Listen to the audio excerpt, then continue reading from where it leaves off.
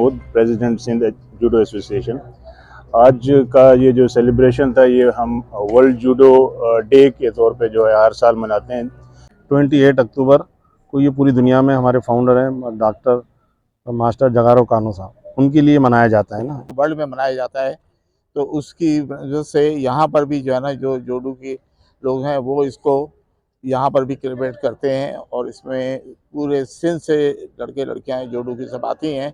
यहाँ जूडो जो है वो काफ़ी हद तक प्रमोट किया जा रहा है। हमारे मेरे उस्ताद हैं सर रफ़ीक, जो कि सिंध के सेक्रेटरी जनरल हैं। उनकी कोशिश है कि जूडो को ना सिर्फ नेशनल हद तक महदूद रखा जाए बल्कि और भी आगे प्रमोट किया जाए। सेकेंडली ये कि दुनिया भर में वर्ल्ड जूडो डे मनाया जाता है, हमारे यहाँ भी इसको बहुत ही ज़ोरों शोर से मनाया जाता है। कैमरामैन शहजाद कादरी के साथ मोहम्मद रेहान, K92।